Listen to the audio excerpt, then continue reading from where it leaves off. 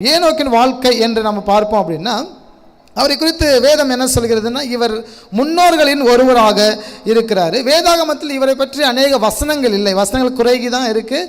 எனவே அந்த வசனங்கள் என்ன சொல்கிறாரு அப்படின்னு பார்க்க இருக்கிறோம். அடுத்தபடியாக ஏனோக்கை குறித்து பார்க்கும்போது, மற்றவரோடு ஒப்பிடும்போது அவர் வாழ்ந்த காலத்தில் அவருடைய வருடங்கள் ஆயுஷ் நாட்கள் குறைந்து வாழ்ந்திருக்கிறார். இன்னும் 365 வருடம் தான் வாழ்ந்திருக்கிறாரு. ஓகே, அப்படி நம்ம எடுத்துப்போம்னா இன்றைக்கி பார்த்திங்கன்னா ஒரு 70 வருஷம் 85 வருஷம் வாழ்வது பெரிய ஒரு சாத்தியம், ஒரு அதிசயமாக இருக்கலாம். வியாதி இல்லாமல் ஒரு 55-60 வயசு வாழ்கிறாங்கன்னா அவங்க சாதிச்சிட்டாங்க அப்படின்னு அர்த்தம். அன்னைக்கு 800-900 வருடங்கள் அசால்ட்டாக வாழ்ந்த காலத்தில் இவர் 365 வருடம், அதாவது அல்பாயுஸ், சின்ன வயசில் இறந்துட்டோன்னு சொல்கிறோம்ல, அந்த மாதிரி ஏனோக்கு என்ன செஞ்சிட்டாருன்னா அந்த காலத்தில் அங்கே வாழ்ந்த அந்த ஜென்ரேஷனில் சிறு வயதிலே என்ன செஞ்சிட்டார், இறந்த குறைந்த வருடங்களே வாழ்ந்த ஒரு நபர். அது மட்டும் இல்லாமல் குடும்பத்தோடு வாழ்ந்த ஒரு நபராக இருக்கிறார். அக்கிரமம் நிறைந்த பாவிகள் அக்கிரமம் நிறைந்த மக்கள் மத்தியிலே வாழ்ந்தவர், பாவிகள் நிறைந்த மத்தியிலே அக்கிரமம் நிறைந்த பொல்லாப்பு உள்பட்ட இந்த ஜனங்கள் மத்தியிலே வாழ்ந்து கொண்டிருந்தவர் தான் இந்த ஏனோக். அது மட்டும் இல்லாமல் இவர் ஒரு தீர்க்கதரிசி என்றும் இவர் ஒரு விசுவாச வீரன் என்றும் வேதம் சொல்கிறது. எதற்கு தீர்க்கதரிசி, எதில் தீர்க்கதரிசி பின்னாடி பார்ப்போம், ஏன் இவர் தீர்க்கதரிசியாக இருக்கிறாரு அப்படின்னு சொல்லி. ஓகே, இங்கே வாசிச்சுட்டு இருக்கிறோம் 21, 22, 24 வரை பார்க்கும்போது இதில் ஒரே ஒரு வார்த்தை மட்டும் நம்ம ஹைலைட் பண்ண இருக்கிறோம். ஒன்று சஞ்சரித்து கொண்டிருந்தான் என்று வாசிக்கிறோம். எனவே ஏனோக்கு என்றாலும் நமக்கெல்லாம் மைண்டில் வரக்கூடிய ஒன்று சஞ்சரித்து கொண்டிருந்தான். யாரோடு? தேவனோடு சஞ்சரித்து கொண்டிருந்தான். சஞ்சரிப்பு என்றால் என்ன? எப்படி சஞ்சரிப்பது? அவரோட பேசுவது. வேற நீங்கள் தேவனோடு சஞ்சரிக்கிறீங்களா? எப்படி சொல்லி சஞ்சரிக்க போகிறீங்க? பைபிள் படிப்பீங்க, பரிசுத்த ஆவி நாமத்தை பெற்றுக்கொண்டு வாழ போகிறீங்க. ஓகே, நீங்கள் தேவனோடு சஞ்சரிக்கிறீங்களா? ஓகே, நம்ம பார்ப்போம் எப்படி தேவனோட சஞ்சரித்தார், நாம் எப்படி அவரோட சஞ்சரிக்கணும். நம்ம எல்லாருக்கும் தெரியும் தேவனோட சஞ்சரிக்கணும்னு சொல்லி. எப்படி? நம்மளுக்கு எல்லாம் தெரியும், பைபிள் படிக்கணும், ஜெபிக்கணும், உபவாசிக்கணும், சபைக்கு போகணும், இது எல்லாமே நமக்கு தெரியும். ஆனால் ஆண்டவரோடு கூட இருக்கிற அந்த இணைப்பு, கர்த்தருடைய திட்டத்தை நாம் நிறைவேற்றி கொண்டு இருக்கிறோமா என்றெல்லாம் நாம் பார்க்க இருக்கிறோம். எனவே ஏனோக்கு தேவனோடு சஞ்சரித்து கொண்டிருந்தான். ஏனோக்கு குறித்து வேதம் சொல்கிறது எபிரேய புத்தகத்தில் 11ஆம் அதிகாரத்தில் 5ஆம் வசனத்தில் சொல்லப்பட்டிருக்கு, விசுவாசத்தினால் ஏனோக்கு மரணத்தை காணாதபடிக்கு எடுத்துக்கொள்ளப்பட்டான். தேவன் அவனை எடுத்துக்கொண்டபடியினாலே அவன் காணப்படாமற் போனான். அவன் தேவனுக்கு பிரியமானவன் என்று அவன் எடுத்துக்கொள்ளப்படுவதற்கு முன்னே சாட்சி பெற்றான் என்று வசனம் இருக்கும். எனவே சாட்சி பெற்ற ஒரு நபராக இந்த ஏனோக்கு இருக்கிறத நாம் பார்க்குறோம். அது மட்டும் இல்லாமல் நாம் பார்த்துட்டு இருக்கும்போது ஏனோக்கு தேவனோடு நடந்தார். எனவே தேவனோடு நடந்தபடினாலே அவர் எடுத்துக்கொள்ளப்பட்டார். எனவே இப்படிலாம் சொல்லப்படுறது. ஏன் தேவனோடு நடந்தார் அப்படின்னு பார்க்குறோம். இங்கே பாருங்கள், வசனத்தை படிக்க இருக்கிறோம். எல்லாம் சேர்ந்து வசிக்கலாம். மெத்துசலாவை பெற்ற பின் 300 வருஷம் தேவனோடு சஞ்சரித்து கொண்டிருந்து குமாரரையும் குமார்த்திகளையும் பெற்றான்.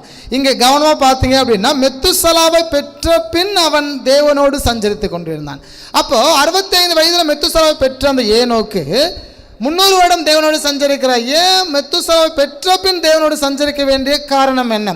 ஏன் மெத்துசலா பிறந்த பின்னாடி அப்படி என்ன, அவர் பிறந்தபோது என்ன நடந்தது? இல்லைன்றால் அவர் பிறந்த விதங்கள் ஏதாவது பெரிய விஷயமா இருக்குமோ? 65 வயது வரை அவர் உலகத்தாரோடு வாழ்ந்த ஏனோக் மெத்துசலா பிறந்த உடனே அவர் தேவனோடு ஐக்கியம் கொள்ள ஆரம்பிக்கிறாரு. அதற்கு பிற்பாடு ஐக்கியம் கொண்ட பிற்பாடு அவர் குடும்பத்தையும் பாதுகாக்கிறாரு, குடும்பத்தை சந்ததியும் அவர் மூலமாக பெறுகிறது. அப்போ ஏன் மெத்துசலா பிறந்த பிற்பாடு, மெத்துசலாக்கு முந்தி அவருடைய விசுவாச வீரன் அல்ல, அவர் தீர்க்கதரிசி அல்ல, தேவனோடு சஞ்சரிக்கல. ஆனால் மெத்துசலா பிறந்த பின்புதான் அவர் தேவனோடு சஞ்சரிக்க ஆரம்பிக்கிறார். இந்த வசனத்திலிருந்து நாம் அதை பார்த்துட்டு இருக்கிறோம். தொடர்ந்து நம்ம பார்க்கும்போது ஏனோக்கு தேவனோடு நடந்தார் எப்பொழுது என்றால் மெத்துசலா பிறந்த பிற்பாடு. அப்போ மெத்துசலால ஏதோ ஒன்று இருக்குது அப்படின்னு அர்த்தம். அப்போ மெத்துசலா அப்படின்னா அவரை பற்றி என்னன்னு பார்த்தோம் அப்படின்னா, ஏன் அவன் பிறந்தபோது ஏனோக்கு உத்தமமாய் வாழ வேண்டிய அவசியம் என்ன என்று பார்க்க இருக்கும். தொடர்ந்து நம்ம பார்க்கும்போது ஏன் மாற்றம் நடந்தது, ஏனோக்கு வாழ்க்கையில் மாபெரும் மாற்றம். மெத்துசலா பிறந்த உடனே மாபெரும் மாற்றம், ஆவிக்குரிய வாழ்க்கையில் ஒரு மாற்றம், குடும்ப வாழ்க்கையில் ஒரு மாற்றம், சமூக வாழ்க்கையில் ஒரு மாற்றம் நடக்கிறது. அப்போ ஏனோக்கு பிறந்த அந்த மகன் 65 வயசு ஏனோக்கு பிறந்த அந்த மெத்துசலா அந்த நேரத்திலிருந்து அவன் வாழ்க்கையில் மாபெரும் மாற்றங்கள் உருவாகிறது. அவன் ஆவிக்குரிய தகப்பனாக இருக்கிறான். அதே மாதிரி குடும்ப வாழ்க்கையில் பெஸ்ட்டாக வாழ்கிறாரு, சமூக வாழ்க்கையில் சாட்சியாக வாழ்கிறாரு. அப்போ என்ன காரணம் என்றெல்லாம் பார்க்க, ஒவ்வொருத்தருக்கும் நிறைய நம்மளாம் வீட்டில் பெயர்களை வைக்கிறோம். அன்னைக்கு பெயர் வைக்கிறதுக்கான ஒரு ரூட் இருக்குது. இன்றைக்கெல்லாம் நம்ம நினச்சதெல்லாம் பெயர் வைப்போம். அங்கே அந்த காலத்தில் ஏன் ஒரு 20 வருஷத்துக்கு முன்னாடியெல்லாம் பார்த்தீங்கன்னா எல்லா பேரெல்லாம் உள்ளே வராது, முன்னோர்கள் பெயர்கள் உள்ளே வரும், சாமி கும்பிடுவாங்க, அந்த பெயர்களை உள்ளே வைப்பாங்க. இப்போ யூதர்களும் அந்த பெயர் வைக்கும் முறை அப்படின்னு பார்ப்போம் அப்படின்னா இங்கே பாருங்கள், அந்த ரெட்டில் இருக்கிறத மட்டும் நான் வாசிக்கிறேன். ஏசாயா என்றால் ரட்சிப்பின் தேவன் என்று அர்த்தம். எரேமியா உன்னதமான தேவன், தானியேல் தேவன் என் நியாயாதிபதி. எனவே பெயர்களை தேவன் சொல்ல பெயருடைய அர்த்தத்தோடு பெயர்களை வைத்த காலங்கள் உண்டு. அதே சமயத்தில் தேவன் சொல்லுகிறபடி பெயர்களை வைத்தார்கள். எலிசபெத்தை பார்த்து ஆண்டவர் சொல்கிறார் யோவான் என்று பெயரிட வேண்டும். மரியா பார்த்து ஆண்டவர் சொல்கிறாரு ஏசு என்று பெயர், இமானுவேல் என்று நீங்கள் பெயரிடணும் அப்படிங்கிறாரு. அப்போ முன்னோர்களின் பெயர்களை வைத்தார்கள். எனவே எலிசபெத் யோவான் என்று பெயரிடும் போது அங்கே இருக்கிறவர்கள் சொன்னார்கள், இது உங்கள் முன்னோர்களில் ஒருவன் பேரும் இல்லையே, அப்போ ஏன் இந்த பெயர் வைக்கிறீங்க அப்படிங்கிறாங்க. அப்போ என்னென்னா முன்னோர்கள் பெயர்களை வைக்கிறதான ஒரு நபர்கள் அப்படி. எனவே இங்கே மெத்துசலா என்று பெயர் வைக்கிற நோக்கம் என்ன, மெத்துசலா பெயர் எப்படி வைக்கப்பட்டது, என்ன நோக்கம் என்று பார்க்கவும் கவனம் பாருங்கள்.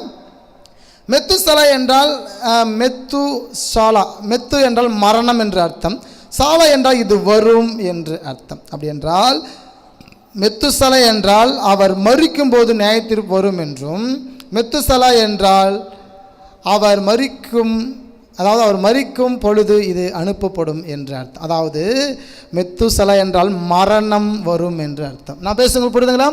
மெத்துசலா என்ன அர்த்தம்? மரணம் வரும் என்று அர்த்தம். மரணம், இது மரணம் வரும் என்று அர்த்தம். உங்கள் பையனுக்கு மெத்துசலான்னு பேர் வைக்கிறீங்க, அப்போ என்ன மீனிங் அதுக்கு? மரணம் வரும் அர்த்தம். இப்போ என் பையனை பார்த்து மரணமே வான்னா எப்படி இருக்கும்? அதான் பேர்.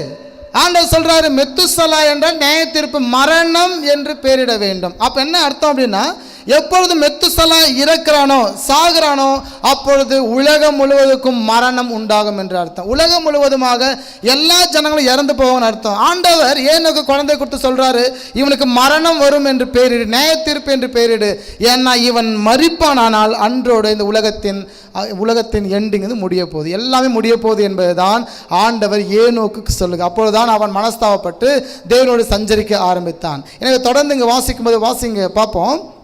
மெத்துசலா மரிக்கும் போது நியாயத்தீர்ப்பு வரும், இல்லை என்றால் பெருவெள்ளம் வரும் என்று அர்த்தம். இங்கே இன்னும் நம்ம அழகாக பார்க்க போகிறோம், மெத்துசலா பெயருக்கு பார்க்க போகிறோம். கவனமாக பாருங்கள், ஓகேங்களா? கவனமாக பாருங்கள். மெத்துசலா உடைய வருடங்கள் ஃபுல்லாக பார்த்தீங்கன்னா 969.